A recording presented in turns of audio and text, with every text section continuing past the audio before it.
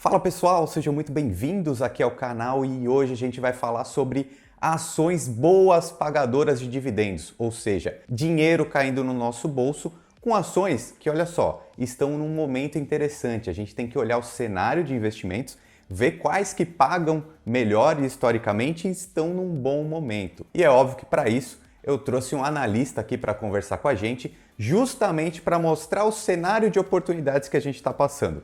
Fala, Henrico, tudo bem, cara? Fala, Ricardo, tudo bem, pessoal? Muito bem, e olha, o Henrico é bem legal que ele acabou de chegar de uma viagem. Eu quero até que ele conte um pouco essa experiência, que ele foi lá para Nova York num congresso de análise técnica e ele trouxe muita coisa, muito insight importante para os nossos investimentos agora, não é isso? Com certeza. Primeiro é um prazer estar aqui sempre no seu canal falando com você e com o seu público sempre de alto nível. Acabei de chegar dos Estados Unidos, estive em Nova York, em Washington, um evento, né, de um congresso que acontece uma vez por ano lá nos Estados Unidos, né, de análise técnica, mas combinando sempre macroeconomia, fundamento, análise técnica, quant e behavior finance, né, finanças comportamentais. Como eu sempre falo aqui, né, Ricardo, no trade, minha série ali de curto prazo, a gente engloba tudo isso. Lá estavam com outros analistas, né, que falam a mesma língua e trazer isso para vocês aqui, né, trazer para os clientes, discutir sempre a melhor forma de performar no longo prazo. Já adianto, Ricardo, o consenso ali, né, 95% tanto dos analistas, dos palestrantes, eles estão pessimistas ali, né, quando eles olham economia, né, mundo, especialmente a política monetária ali do Fed, né, a subida de juros ali, eles estão bastante cautelosos, para ser sincero, né? Nem tudo é negativo, tá, Ricardo? Mas adiantando aqui um pouquinho do que eu vivi lá, né, do que eu ouvi por lá, eles estão cautelosamente negativos. Não, isso daí é muito importante, Henrico. Eu te trouxe aqui justamente por isso. Eu assisti um vídeo que você gravou sobre essa conclusão, olhando, conversando, né, que você teve esse acesso com analistas do mundo inteiro, conversando sobre quais as oportunidades que aparecem agora, porque esse é o ponto. As pessoas estão pessimistas com alguns movimentos, é claro, só que sempre existem oportunidades.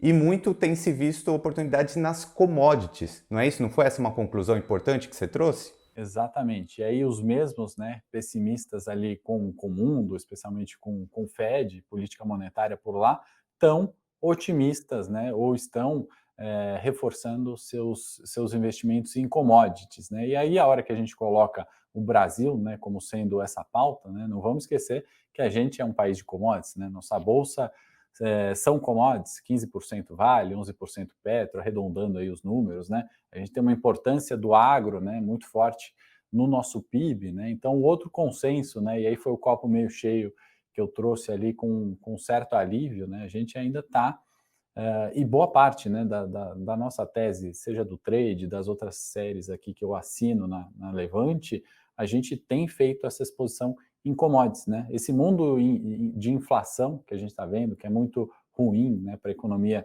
de alguma forma, traz boa parte dessa alta da inflação vem pela alta das commodities. Se a gente pensar uma empresa que produz commodities, Petrobras, Vale, entre outras ali, né, ela consegue repassar os preços de forma mais fácil, manter seus lucros ou suas receitas futuras, porque nós precisamos ainda daquilo, né? A gente critica o petróleo, mas não tem uma substituição tão de curto prazo assim, né, que vai fazer essa mudança energética, né? A gente até onde a gente sabe, né, a gente precisa do minério de ferro para fazer aço longo, para criar chapas dos nossos produtos, enfim, sejam carros, geladeiras, etc. Né? Então, tem, óbvio, como você bem falou, Ricardo, sempre setores vencedores, setores perdedores. Né? No curto prazo, a gente consegue alocar isso de uma forma mais certa. Né? No curto prazo, a gente consegue ver, né? A pauta é commodities agora, né? Inflação está negativa, né? Então, estreitando um pouco, né? A vantagem do curto prazo, às vezes, né? Fugindo um pouco da pauta aqui de commodities, é que a gente tem mais certezas, né? A gente tem mais visão e cenário mais certo. A gente sabe que na quarta-feira, né, a gente vai ter aumento de juros do Copom, do Fed, né? A gente não sabe o próximo ano exatamente como é que vai ser esse aumento ou não de juros. Muito bom, excelente. Mas eu quero sim, eu quero perguntar para você que você comente mais sobre essa ideia de investimentos de curto prazo. contra investimentos de longo prazo, porque a gente pode se aproveitar um pouco desses dois movimentos, né? Só que para a gente concluir um pouco essa primeira análise aqui, esse ponto positivo das commodities, eu já quero que você traga a primeira ação, que você comente sobre uma primeira ação que é muito boa pagadora de dividendos, né? E que é justamente dessa parte de commodities. Depois a gente foca bastante nessa parte de curto versus longo prazo. Vamos lá, então. É importante, obviamente, né, sempre falar, né, das alocações. Né? Você já me conhece, cara, sabe como eu gosto de ver mercado, né? Combinando análise técnica, macro, fundamento, né? Dividendos, né? Tanto que eu assino uma série de curto prazo, o trade dos 5 dias, onde a gente começa a segunda e encerra a quinta. E assino aqui na Levante a série de dividendos também, visão de longo prazo. Né? Então, abrindo essa visão de longo prazo, né? Algo que eu estou falando desde janeiro desse ano, especialmente, né? Essa ação de commodities, né? A gente está posicionado em Vale, por exemplo, né? Vale junto com Petrobras, se você somar os dividendos dessas duas, né? Elas pagaram mais dividendos do que todas as outras companhias no Ibovespa, né? Evidente que no curto prazo, né? Vale perdeu bastante preço de tela. Isso não significa que ela perdeu valor, né? Projetando o fluxo de caixa futuro dessa companhia, né? Projetando a importância dela no mundo inteiro, né, como fornecedora da matéria-prima minério de ferro, a gente tem uma tranquilidade quando recomenda ela, seja do aspecto de dividendo, que historicamente pagou, né, sempre pagou bons dividendos, recentemente tem distribuído seus lucros, né, porque não tem muito mais onde investir ali, não tem muito onde expandir, é um negócio maduro, né, diferente das techs que precisam sempre reinvestir, né, o resultado está muito mais atrelado no futuro, a Vale possibilita, né, essa distribuição de dividendo. Então, pensando até no consenso, né, todos os analistas ali estão entendendo o Vale como barata, ainda com um upside, né, num preço-alvo, justamente por causa dessas questões. No curto prazo, tem algumas incertezas, né, atreladas principalmente à economia chinesa, crescimento, né, retomada da atividade no mundo e muitas vezes, né, Ricardo, você sabe, fala de mercado financeiro há muito tempo, você sabe que muitas vezes as quedas, não sempre, mas muitas vezes essas quedas geram boas oportunidades, melhores investimentos. Isso daí é muito importante, né? E eu gosto de conversar com você, Henrico, porque eu acho que a gente tem realmente essas duas visões. E o investidor que está assistindo a gente aqui agora, ele tem essa possibilidade, por exemplo, de comprar uma ação boa pagadora de dividendos e, sei lá, de repente carregar por muito tempo e ir ganhando esses dividendos na conta, né? É uma estratégia de investimentos. Só que também existe esse outro jeito que é o que você costuma fazer, por exemplo, comprar na segunda e vender na sexta. Para fazer isso, tem que ter um analista por perto, né? Porque não dá para fazer sozinho esse tipo de coisa, essa leitura de mercado que você, por exemplo, consegue fazer.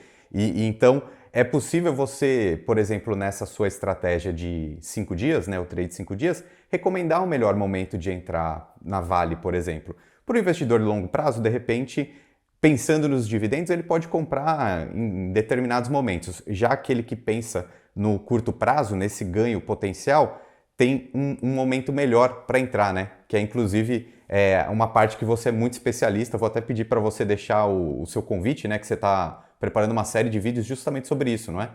Exatamente, trouxe bastante coisa, né, nesses vídeos, né, muita coisa do que eu vivi agora recentemente lá nos Estados Unidos, muita coisa do que eu já faço, né, há algum tempo nessa série, e é justamente pegar esses fatores importantes, né, que no curto prazo a gente tem uma maior clareza, né, a gente entende qual o cenário agora de inflação e de commodities, e a gente consegue pesar mais a mão nesses setores, reduzir o risco em outros, né. Então, se a gente pegar, não gosto de falar de performance, Ricardo, mas só para contextualizar para quem não conhece ou não viu, né? O primeiro trimestre foi muito bom na bolsa, né? A nossa performance no trade foi quase 2 vezes superior a essa performance. Mas se atentando, né, no segundo setor que mais subiu na bolsa foi o setor de energia elétrica, né? O primeiro foi o setor financeiro, o segundo energia elétrica. A gente praticamente não posicionou em varejo ou em indústria, né, outros setores do Ibovespa, e isso fez a gente ter uma performance relativa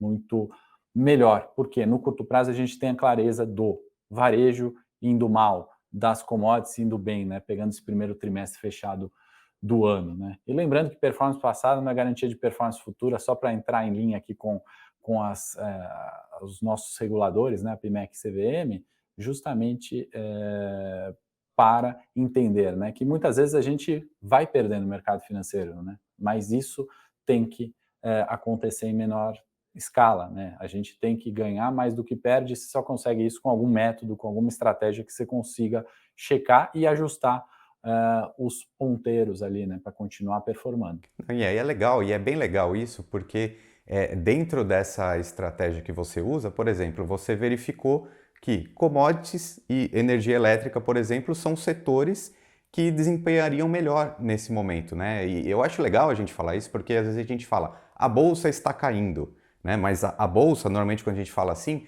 é o índice Ibovespa, né? Que são aquelas quase 90 ações mais negociadas.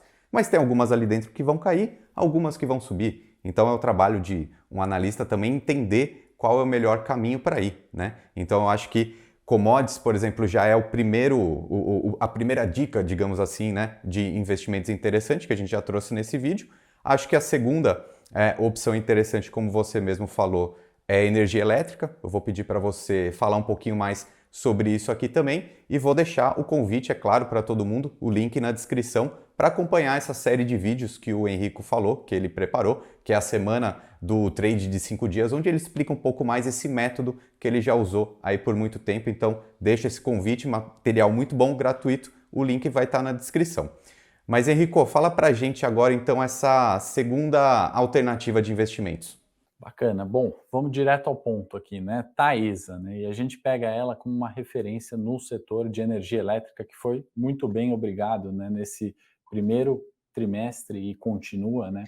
Performando de forma positiva, pensando em dividendos, né? E pensando em performance. Por que setor elétrico, né? Volta naquele primeiro ponto que a gente falou, né? O mundo é um mundo inflacionário, né? O Brasil sempre periga com inflação, nosso histórico é de inflação alta aqui, isso a gente já sabe, né? Mas a surpresa esse ano, né, é Estados Unidos com inflação 8,5%, inflação ao produtor na Europa, né, superando 36%, né? Inflação na Alemanha, Reino Unido em recorde, né?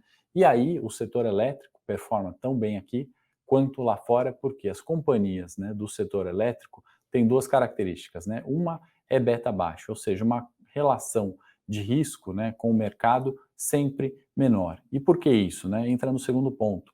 O repasse, né, de preços de energia é muito mais fácil você repassar um preço de energia, porque a gente precisa para tomar banho quente, para carregar o computador, para acender a luz em casa, do que o repasse de preços, talvez, de um bem não essencial. Vamos falar do filé mignon, né? Você substitui pelo acém, depois você substitui para o frango, né?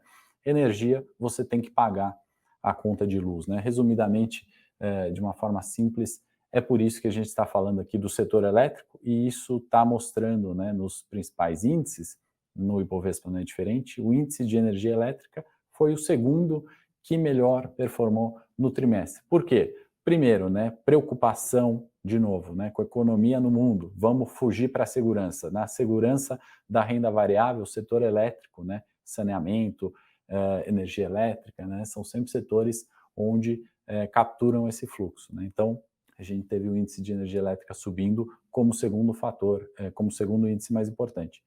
E o outro ponto é que o repasse, né, desse preço aos consumidores é mais fácil, né? Então, o fluxo de caixa futuro que a gente falou, né, a projeção de receita futura dessas empresas é mais clara do que no setor de tecnologia ou no setor de varejo, por exemplo. Então, fica aí Taesa, né, pensando em dividendos, seja pagos historicamente, seja no momento atual, né? Parte disso que a gente está falando nesse link que você comentou, Ricardo, da semana do trade de 5 dias, é isso, né? Em qual semana a gente consegue posicionar melhor no setor elétrico? Em qual semana a gente não vai ter um setor elétrico porque o varejo vai performar muito mais, né? É isso que a gente tem feito há algum tempo já, né? E eu trago isso dos Estados Unidos, vendo outras pessoas, né? Outros analistas e gestores fazendo dessa forma, né? Então, o curto prazo tem seus riscos, né? Tem suas desvantagens, mas também tem as vantagens. E sabendo fazer isso, né? Tendo um método para fazer isso, a gente consegue uma performance relativa melhor que o Ibovespa no longo prazo também. Não, isso daí é muito importante também porque, por exemplo, uma Taesa, que é uma empresa de transmissão de energia bastante segura dentro do setor elétrico, que também tem sua certa estabilidade ali, é muito necessário, mas às vezes pode estar num momento mais caro, né? Então é aquela famosa frase, né, do preço, o preço realmente importa, né? Então uma análise junta com os gráficos, com os fundamentos, acho que dá um match perfeito aí para achar boas escolhas para os investidores. Então fica aí essa segunda indicação aqui para você estudar um pouco mais sobre essa empresa também. E Henrico, fala qual um outro setor aí, se você puder dar um outro exemplo de uma outra ação de um setor bom pagador de dividendos e que esteja aí com algum cenário otimista para 2022. Vamos lá então, Ricardo, né? Banco Itaú, vamos direto ao ponto. Por que banco, né? O primeiro setor que melhor performou, né, em 22 no Ibovespa foi o setor financeiro, né? E aí o mercado muitas vezes entra naquelas discrepâncias, né? Se a gente olhar um mês para trás, banco, né, setor financeiro era o top 1, né, das recomendações, todo mundo falava em banco, né? Arredondando o número, Itaú estava a R$ 28, né? Hoje, vamos colocar ali arredondando números também, R$ 24, né? Não me parece fazer muito sentido que depois de uma queda de 15% em tão pouco tempo, aquele investimento, né, que pagador de dividendos no longo prazo, quando a bolsa estava a 100 mil pontos, extremamente descontado, né? Quando a bolsa volta a 105 mil pontos, não faz mais sentido ter na carteira, né? Então, fica a recomendação ali de Itaú, né, pensando tanto nessa visão de longo prazo, né, de historicamente pagador de dividendos, quanto em identificar, né, essa assimetria entre o preço de tela, né, dado um cenário, seja lockdown na China, seja preocupação com o Fed ou decisão da taxa de juros do Copom, né, muitas vezes, né, o preço ele acaba sendo distorcido do valor, né? Se a gente pensar múltiplos históricos ali dos bancos, eles ainda seguem historicamente descontados, né? Então isso dá para a gente entender que ainda tem oportunidade no longo prazo também nesse setor. Excelente, excelente, Rico. Eu fico muito feliz aqui de você trazer um pouquinho desse conhecimento que você tem para o nosso público aqui do Lucro FC, ainda mais depois dessa experiência nova que você teve lá em Nova York, trazendo bastante conhecimento novo e detalhes temporais, né? Agora o que estão todos os analistas do mundo inteiro olhando. Então, boas alternativas aqui para o nosso público ficar sempre de olho. E cara, seja sempre muito bem-vindo aqui, o canal está sempre à disposição para você estar com a gente. Prazer é meu falar com você, com o público extremamente qualificado que você tem. Faço o convite, né, para o pessoal acessar esse link da Semana do Trade dos 5 dias, onde eu trago, né, essa visão do gringo para Brasil e de pontos ali, né, que por mais desse pessimismo gringo, né, onde tem setores, né, que vão vencer, setores que vão perder, pensando sempre na perspectiva, Ricardo, do nosso dinheiro, né, onde aplicar, como fazer com base nessa enxurrada de informação que a gente tem, né, como investir, onde melhor investir.